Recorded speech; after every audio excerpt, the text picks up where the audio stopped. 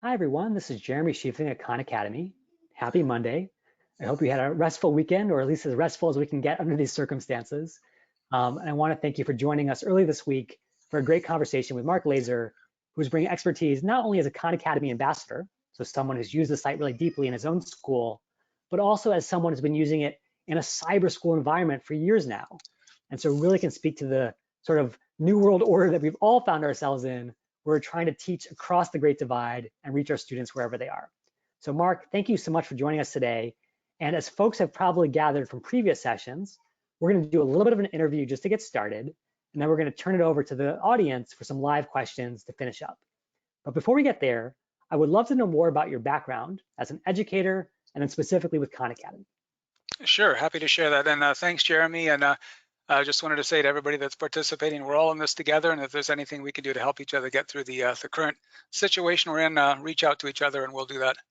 I think Jeremy mentioned there's about 500 people online now, so I guess we can't introduce ourselves now. But yeah, Well, thanks, Jeremy. I'm glad to be part of this. here's, My here's, background isn't, hey Mark, my background, go here's ahead. one thing we can do really quick if you're curious. Sure. Would you rather know what grade level folks teach or what subjects they teach? Or I can ask both if you're curious. Yeah, I think both would be very interesting, for sure. Okay, so let's do a very quick poll here. So hopefully you're seeing on your screen now the chance to choose your grade level.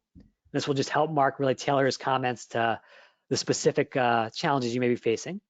So go ahead and fill out that. If anyone is having audio issues, you're probably not hearing this, but there is a message in the chat that will give you a number to dial in. I will repaste that for your benefit. Okay, so thank you everyone for filling that out so quickly.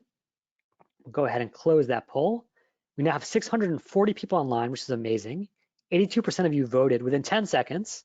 Awesome. We're going to show those results. And so what we're seeing right now, Mark, is that it's 40% elementary, 25% middle, 26% high, and 9% other. Okay, So got it. definitely a nice split, but with a little skew towards elementary. Yep. Okay. And then we'll do the same for the subjects. We'll go ahead and launch that. And again, my apologies for not including every possibility here. As you are discovering in your own sort of teaching practice, there are definitely limitations to what technology offers. So we are trying to make do as best as possible. But yeah, let us know what subjects you teach, and we will use those to tailor upcoming content. Okay, we'll close this out in a second. I have to say, Mark, if ever there was a recruiting ground for future Jeopardy contestants, this would be it, because people are dinging those buzzers quickly. You're at 78% of the vote, and it's looking like 46% are teaching all, not surprising for the elementary crowd. Okay, right, sure. A huge chunk teaching math, and certainly that's how Khan Academy got its start.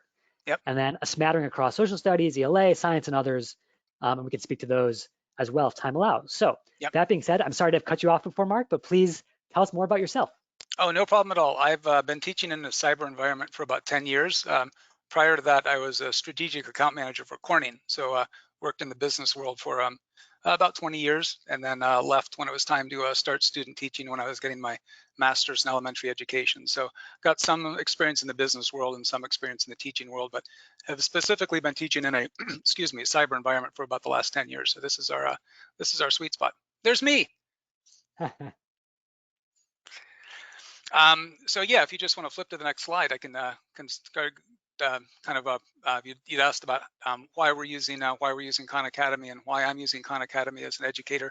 About 4 years ago, I'd been using Khan pretty heavily up until that point. We had a pretty traumatic rollout of a new curriculum that had been designed exclusively for our school.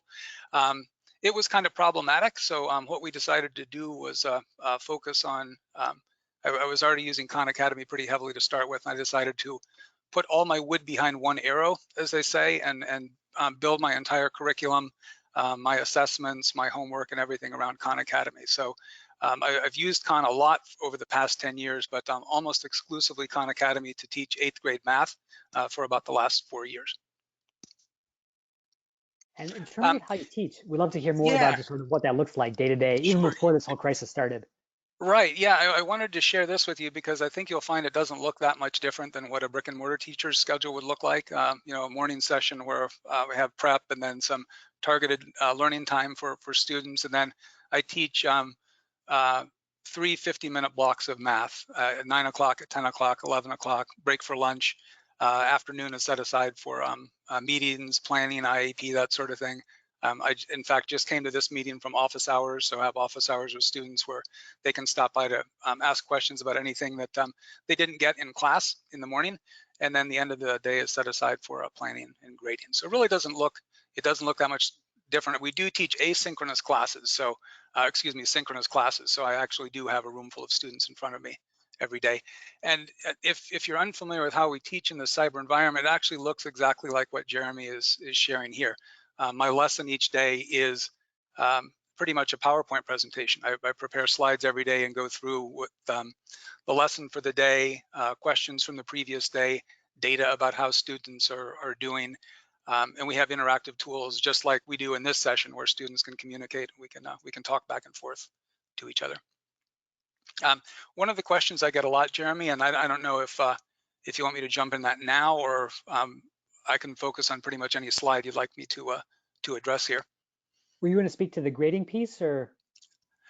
Sure. Yeah, that came up in another session with Mr. Vandenberg's session. He Yeah. addressed grading and how he grades by progress. And I've hit on this way that I think works pretty well for me. I use the assignment feature heavily, and what I'll do is post weekly assignments, typically about 5 per week. If we have a 5-day week, I'll post an assignment that's due every day. And I assign each one a standard point value, typically 10 points. So there'll be 50 points worth of con assignments in a typical week. Then when I say grade once, twice, and then per student request, once the due date has arrived, I will grade, and you can see the typical score that or not typical scores, but this is what my grading would look like. For this student, she would receive 10 points on each of those. So she'd get 50 points for the week. I'd look at that once. I'd load that score in the grade book for that student. I typically go back and look at it one more time, give them a chance to turn in any late work. And Khan has a really great feature, Jeremy. If you could go to settings. Here we go. Settings and then download CSV. That allows you to download all of the work that students have done since you created the class. And what I can do is use that to extract data that was done since the last time I graded. So I don't have to go through the entire gradebook and grade again. I can just pick the students that completed work since the last time I looked at the gradebook. And it's turned out to be a pretty efficient way to grade. So I grade once where I have the bulk of the grading that I do. I go at it again to pick up any stragglers that there might be. And then if students turn in any late work, it's on them to notify me, and I can do updates to the grade based on that. The reports that are available, I think you just started to hit on one. You were going to scores, right? So there's some really cool reports you can get out of the assignment function in Khan. You've got the actual scores themselves. You can go in and see how students did on particular assignments, and also, could you pop over to, oh good, yep, so you can see how students, and what Jeremy is showing right here, could you go back to manage? So we look Sure. at the report for a particular assignment. When I mentioned putting my slides together for a particular class, this is pretty handy because it shows how many students completed the assignment. So I know the present, this is, Jeremy, is what I use to build slides for the next day. I can look at question 7. 2 students missed that, 1 got it correct. I know there's not a lot of data here, but I can look at the gray bar and the green bar. If I've got a big green bar that everybody got it right, that's not a question I need to spend much time on. But if I look and see, hey, everybody is missing question number 7, I'm going to snip that question, put it into my slide deck for the next day, and review that with the students. So by Very cool. using assignments, you can extract that data and use that to prepare your lesson for the next day.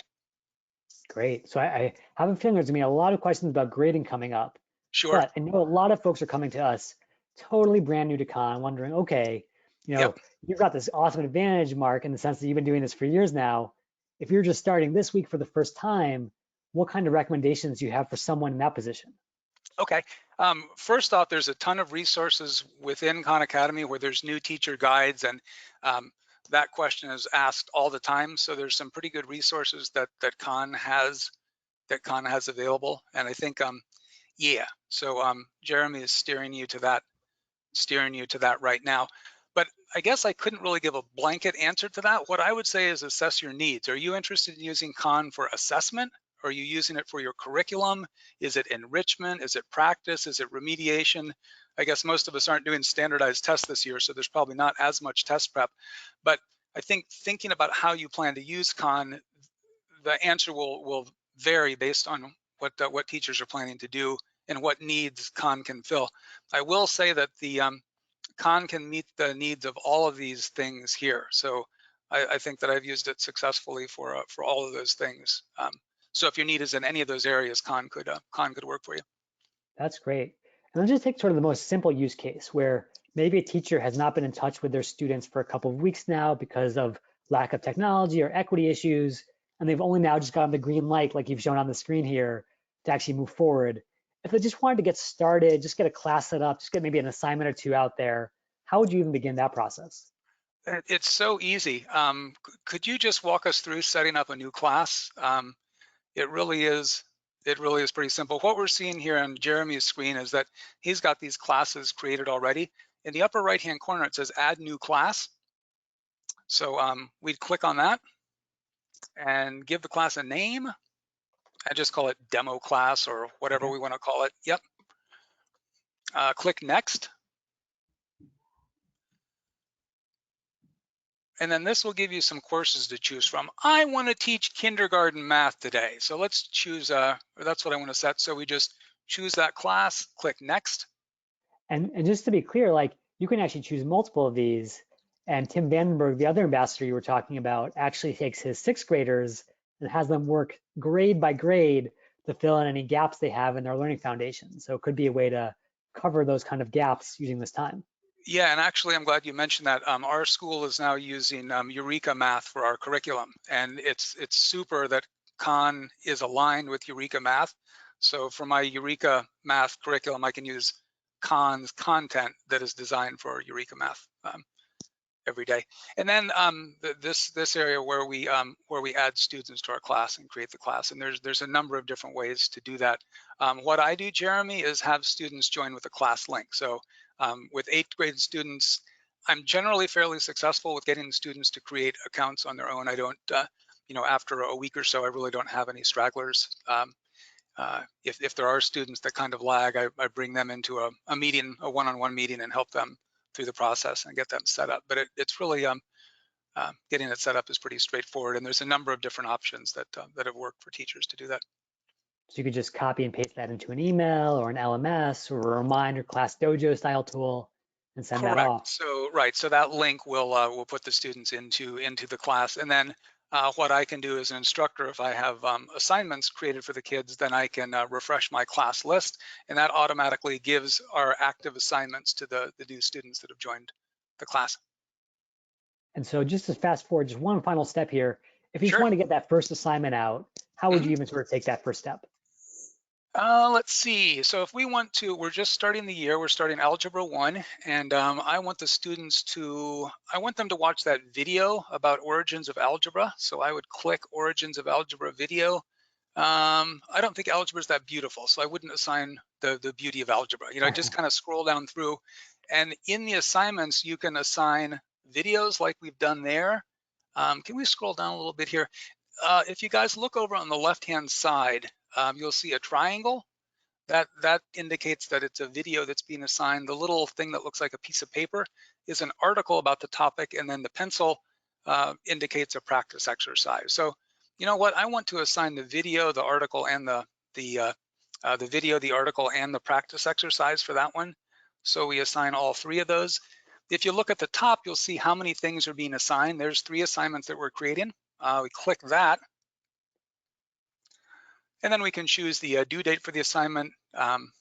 You can see that right there, what class I'm assigning it to if you have multiple classes, when you want it turned in, which students you want that assigned to, what time of day it is due. And the top is kind of interesting because you have the ability to choose whether it's randomized questions, so questions are pulled from the bank of questions and each student gets a different question, or you can choose so that all the students are working on the exact same question so that when they start asking. I typically do randomized for easier assignments, and then we'll do the same question for all students when it's more difficult assignment. Great. Okay, so that's Uh, definitely the sort of like 1, 2, 3 steps of like getting a new class started, enrolling your students, making the first assignment. Correct. Now let's come back to that sort of next thing you were going to speak about, which were other Sure. ideas for sort of extending um, your teacher's pedagogy into this new digital world. Right. And maybe, let's see, do I want to do this slide? Do you want to do more specifics or general here, Jeremy? The last slide of the day is kind of, you know what? No, let's do this. This is fine. What I would say, and this is something that I've learned from cyber teaching, is that the snipping tool that most students have available as part of the Windows tool suite is so important. I use that a lot and train the kids early on in the school year how to snip a question. So they're looking at something in their Khan assignment. They can snip the assignment and then post it on my screen so that I can see exactly what they're looking at. So students aren't trying to type in or write on the board what their question is, because a lot of times they'll do that, they forget a negative sign. Then they enter the answer and it's Mr. Lacer, this answer is wrong. Well, if you use the snipping tool, you can see exactly what the students are looking at. And we use that day in and day out in my classroom. Cool. And what Jeremy is showing there is just the Microsoft directions for how to use the snipping tool to snip and post on a page. That's what I use for static content. And here at my desk, again, since I just got out of office hours, I have my bamboo pen and digital pen. It's kind of like what Sal uses when he does his Hmm. lessons. Again, this is something that is just invaluable. It allows me to write on the board, work through problems with students so that I can share. I can actually write on the screen, and it's a lot less cumbersome than trying to write with a mouse or trying to do things in chat. Yeah, I've noticed Sal using his Wacom tablet and his Wacom stylus, and he's just super fast with that. And I think you're the same way, Mark. So definitely a cool It thing to check really out. comes in handy. I'd be lost without it. I really I use it every day. Then and when I say static, I mean if it's just a fixed question, if it's just 1+1 equals, and I want to snip that question and then write, I do that. I use screen sharing or application sharing for dynamic content. Some of Khan's content involves rotating things or moving Mm. things or doing translations, transformations, that sort of thing. And when the content moves, when you want to move it around, that's more difficult to do with the snipping tool. What I'll have students do is share, and then I'll can kind of walk students through or answer questions looking at it live. And I think there was some questions about that, like how often students are doing screen sharing or sharing their screen versus how often I use the whiteboard. Hmm. Probably 80 to 90% of the class is the whiteboard and the snipping tool. And then when we get into lessons where the the the content is dynamic, then we'll use the screen sharing. And just to be clear, like, are students sharing their own screens, or you're primarily the sharer of your screen? I share my slide deck, Hmm. so like what we're doing right here. Hmm. So we'll share that.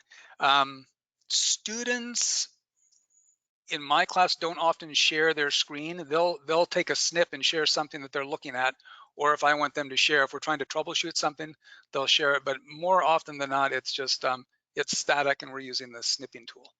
Cool. That's great. And Yep. obviously, a lot of folks are being trained up right now on Zoom and Google Hangouts and all these different tools, Right. and they all have Right. screen sharing built in. Yep. Yep. The rule of 24 is just something that one of our math teachers, now administrators, taught me about preparing presentations for class, and that's just use a minimum font of 24, and that obviously may vary, Mm. but just the idea is to keep your slide deck screen clean and presentable, and not have a lot of small print on them, just something to make it easier for users. Checking for understanding. One of the things that is a disadvantage in the cyber environment is we don't have cameras on the student. So for privacy reasons, we're not doing what you and I are doing right now, Jeremy, where we can look and see each other.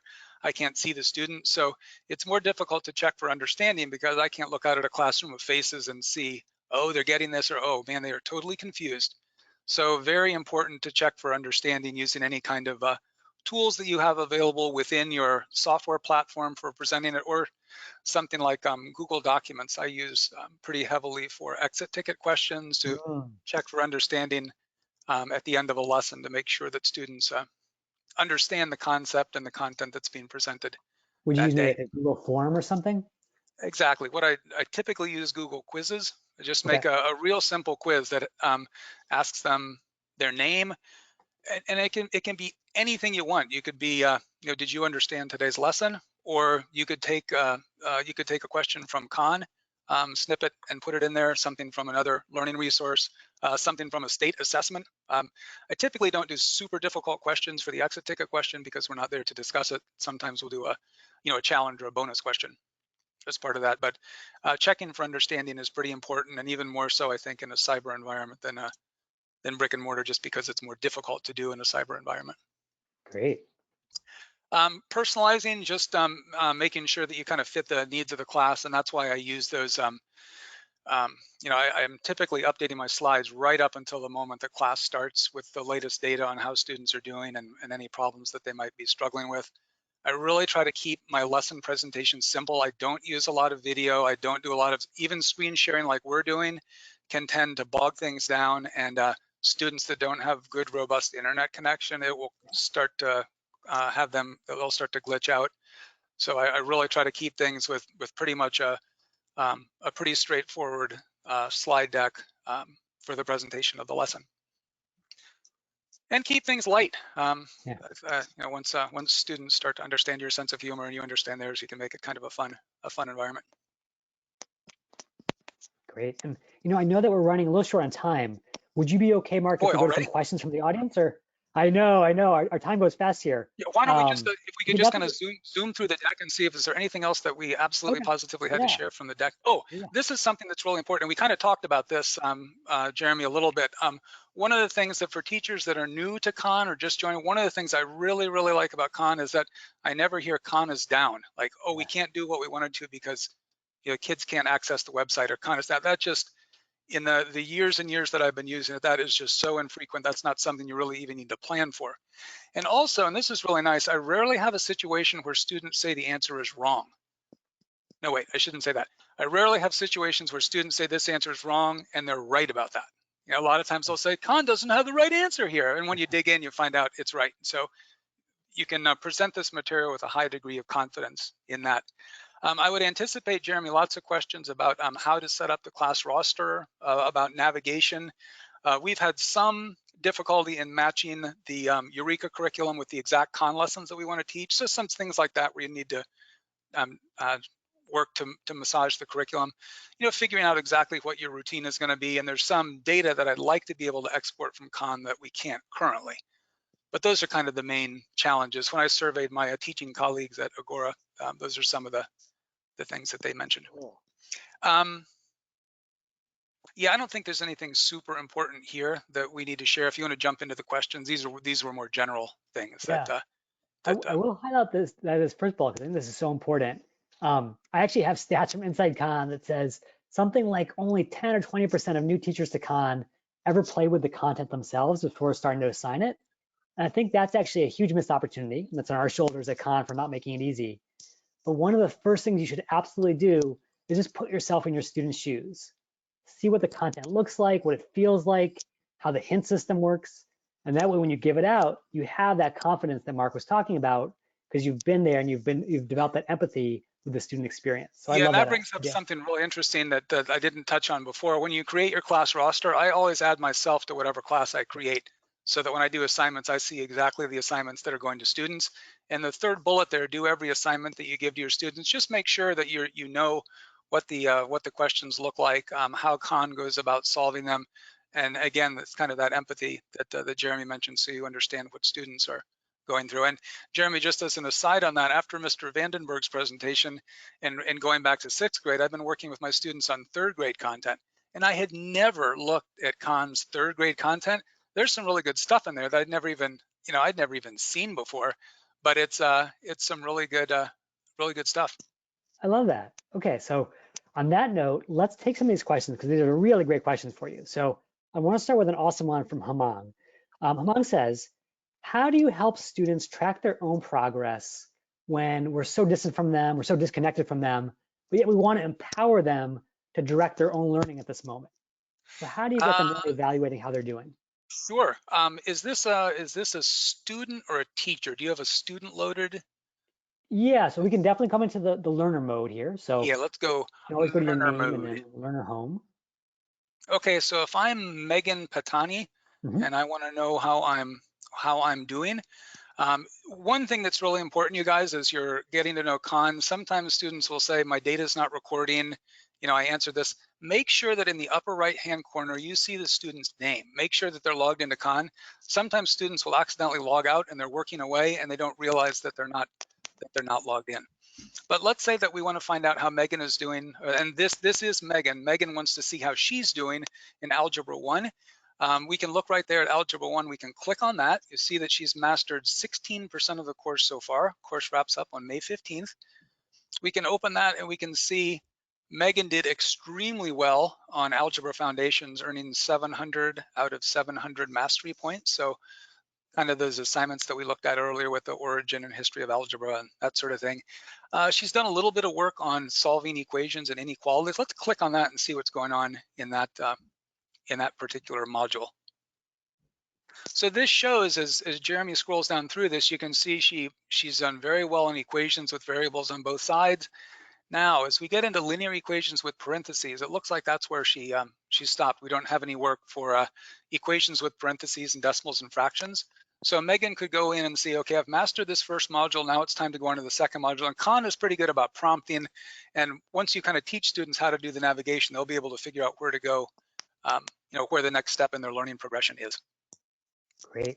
And so really, if you teach students to sort of review these summaries on the left-hand side, they can start to think of this as, hey, I want to have all these bars filled up. I want to master every single core skill here. And it's almost a challenge to them for the rest of the year. Can they make it to that point of mastery? Because that could be a big point of pride. Yeah, you want to see a lot of purple over there. That's right. Here's another technology question. I don't know if it's one that you faced because maybe your students all have laptops, but any recommendations for teachers out there who know their students don't have computers at home, but may have access to a mobile phone, their parent's smartphone? Do you feel like the Khan Academy app is a worthwhile thing to look at? This comes from Daisy. I can't really comment on that. I don't. I haven't worked with students specifically on. I know that students do access it. Our students all have laptops, and I know when students have a dentist appointment or something like that, they'll say, "Hey, Mr. Lacer, I'm doing this on my mom's phone" or something like that. But I don't really have. I don't think enough track record with mobile apps. I know it's available, but most of our students don't access it that way. Okay, makes sense. And I'll just say for the benefit of Daisy and everyone else out there, this can often be a lifeline to you if there is only one single device in the house and it is a smartphone. Right. While you can't use teacher tools on the app, so everything that Mark has just talked through is limited to the online website, students get a complete view of everything on the course right there on their phone. So it is a way to sort of make sure that there's more access, a little more equity. Okay, great question. So, And what do you? one thing about that, Khan tends to be pretty thin bandwidth-wise. Yeah. It runs pretty well on a wide variety of devices. I rarely have any problems with students who have extreme problems with the speed that Khan's loading or anything like that. Cool. This is a lot of technology questions coming your way, Mark, because I think you've Sure. definitely shown your credibility here. Kai wants to know, do you have any recommendations for best practices with integrating with LMSs, be it Schoology, Google Classroom, whatever?